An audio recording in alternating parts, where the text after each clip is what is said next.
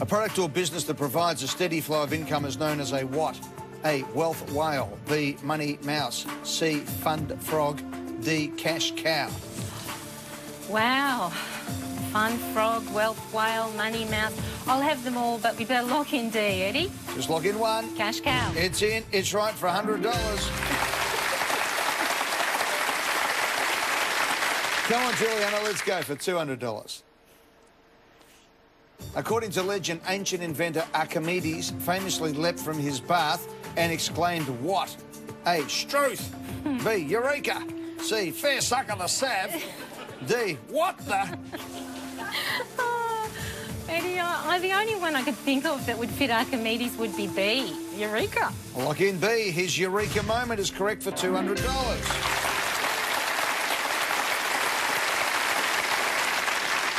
$300. The Australian NBL's most valuable player is presented with the Andrew Who Trophy.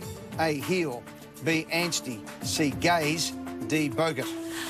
I promised when I got to this point that I would pass. So... What if you know the answer? What if I know the answer? I still promise that I would pass. Why would you do it? Why don't you just win $1 million? I'll be back, hopefully. See you later, Juliana. Bye. Valuable player is presented with the Andrew Who Trophy. Heel, Anstey, Gaze, Bogut. I'll lock in C, Gaze. Thanks, Gaze Eddie. is in. Andrew Gaze is correct for $300. The superstar Andrew Gaze, 5 Olympic Games, 280 matches for Australia. $500. The fictional Aeneid Island is the setting for which of these movies? A, The Poseidon Adventure. B, Jaws. C, Sharknado. D, Finding Nemo. I've got no idea on this one, Eddie. Seen these movies? Aeneid Island. No, I haven't. That probably makes it a lot harder. Passing? Yeah, I'm going to have to pass. Thanks, Eddie. Thanks, Luke. Catch you later. The setting for which of these movies? Poseidon Adventure, Jaws, Sharknado, Finding Nemo.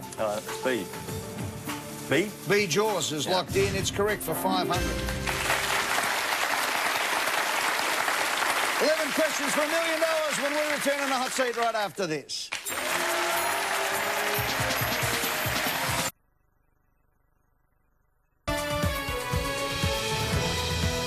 Tonight, another miracle story gives the Nepalese people hope. Incredible pictures of the teenage boy plucked from the rubble 5 days after Nepal's deadly quake. Aid agencies cry foul over the Vanuatu government.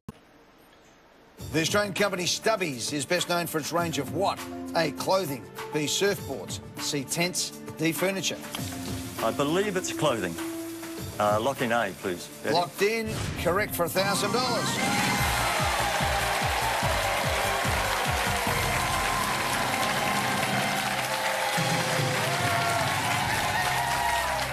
$1,500. The width of a ship or boat at its widest point is known as its what? A, shaft. B, strut. C, beam. D, bar. I'm pretty sure that's beam, Eddie. Just lock in C. Beam is in. Beam is correct for $1,500.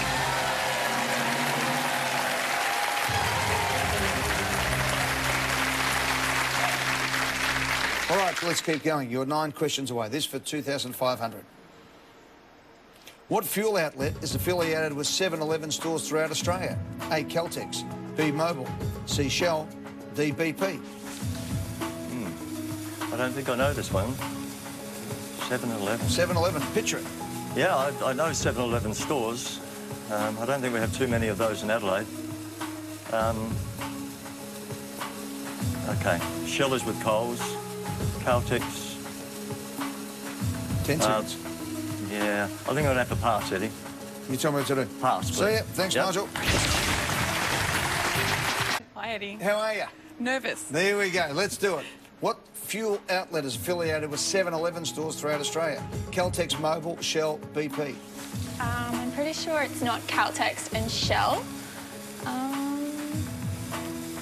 Throwing it between Mobil and BP. I have a feeling it might be Mobil, so I might lock in B, please. Lock it in? Yes, please. It's in. Mobil is correct for $2,500.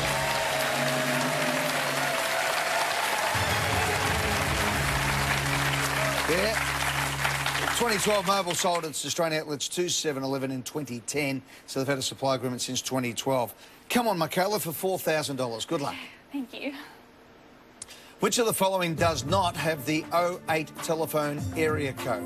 A, South Australia, B, Tasmania, C, Western Australia, D, Northern Territory. I'm not too sure. Does not have I'm not too sure, so I think I might pass. Passing? Yes, I am. No, all right. Catch you later, Michaela. Bye. Does not have the 08 telephone code, area code, rather. South Australia, Tasmania, Western Australia, Northern Territory. Yes, Eddie, I should have looked at this. It's something I could have looked at. South Australia, Western Australia, Northern Territory, they're kind of clumped together. Tasmania seems the odd one out. So I'm going to lock in B, I think Tasmania through that process. Lock it in? Lock it in. Lock it in. Don't look at me like that, Stephen. I don't know. OK, we'll lock it in. Lock it in. Up to you, mate. Tasmania's correct for 4,000.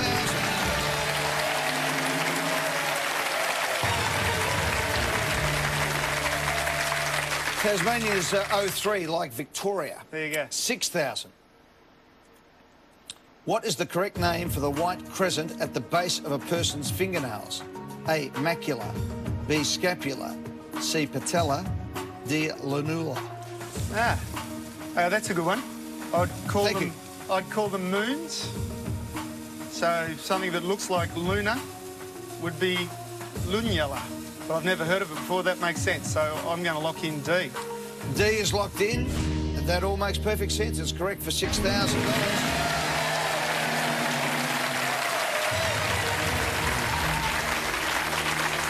6 contestants, 6 questions, $10,000. The name of which Hollywood star was given to an inflatable life jacket used by Allied personnel in World War II? A, John Wayne, B, Shirley Temple, C, Mae West, D, Oliver Hardy. OK. Don't know whether they use rhyming slang like us. I think John Wayne was post-World War II, really. Why would you grab Shirley Temple? I think Mae West they might have wanted to grab hold of as GIs, but that's my logic, and I don't think it's worth passing, Eddie. So I'm going to lock in C, Mae West. Mae West. You reckon she might have been inflatable as well? Don't know. Correct for $10,000.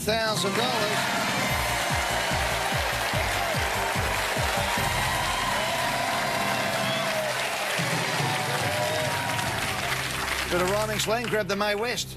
The vest. Oh, it is rhyming slang. There you go. Okay. Mae West, the vest, but I think it was the inflatable as well. She was delighted, apparently, and honoured to have the namesake entered in Webster's dictionary years later. Michaela, I think you're out of business unless there's an unlikely pass, but thanks for being part of the show. 5 questions, $1 million still in play in the hot seat. Right up.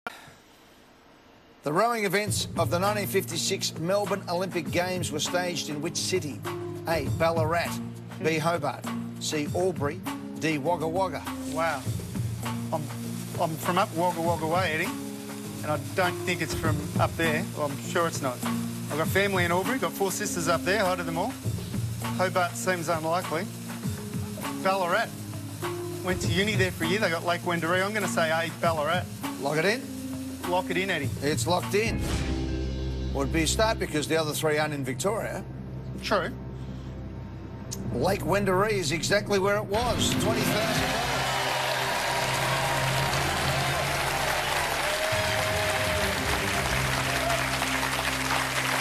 Yep, the course of the Yarra or Albert Park were not Olympic standards, so Lake Wendouree in Ballarat was selected. For $50,000.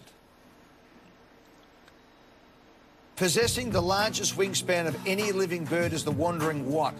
A, eagle, B, condor, C, pelican, D, albatross. Wow. OK, well, I don't think it's the eagle or the pelican. It's either condor or albatross. It's either condor or albatross.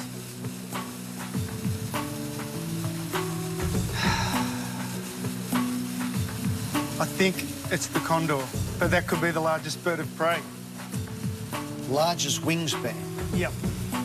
Wandering what? What would wander? An albatross would wander on the ocean. I'm going to lock in D, albatross. Lock it in? Lock it in. In. What about a condor? It's large, but then I was thinking maybe it's the largest bird of prey. Wandering albatross is correct for 50.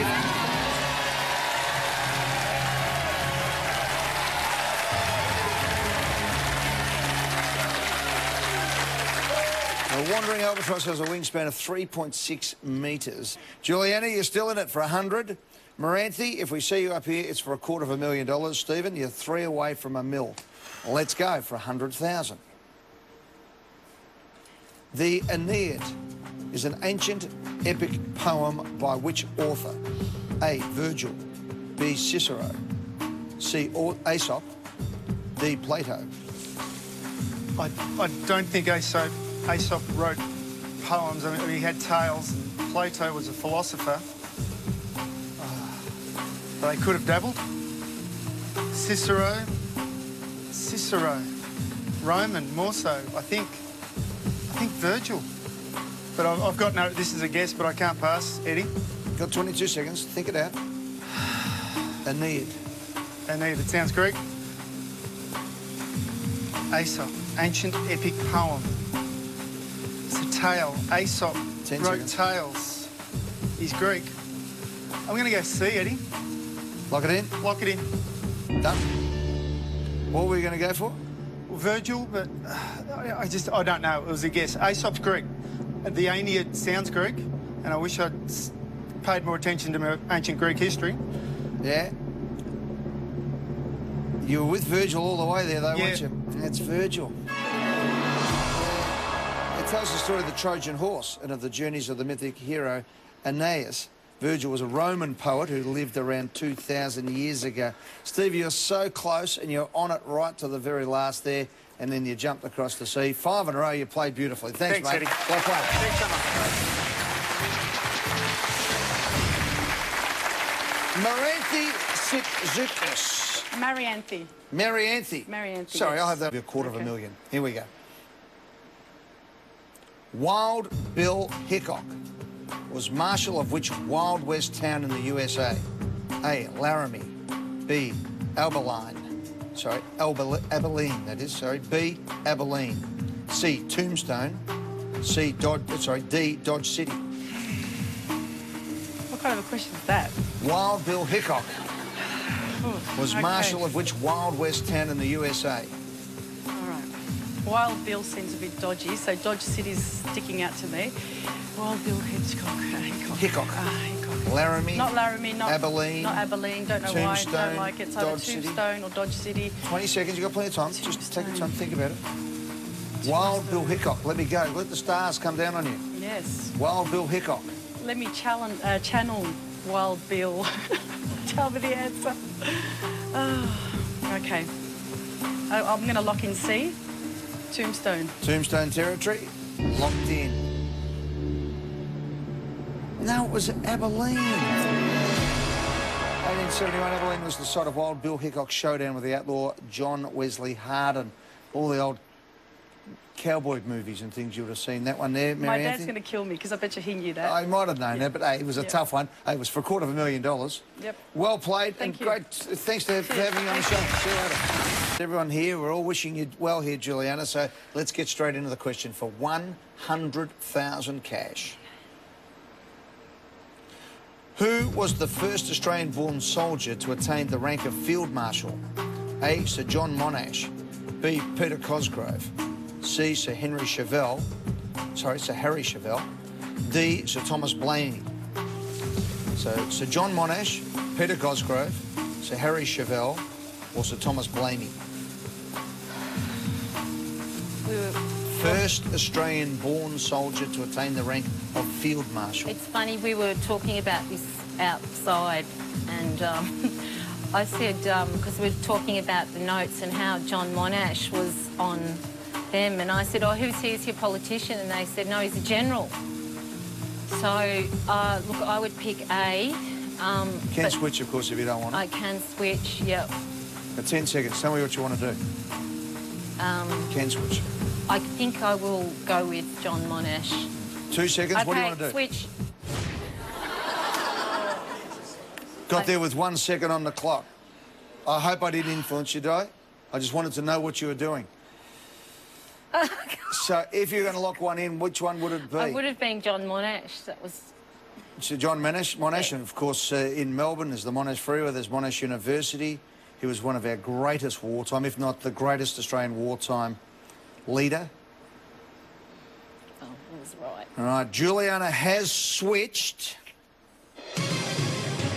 Oh, hooray! And the answer Wow. was Sir Thomas Blamey. So there you go.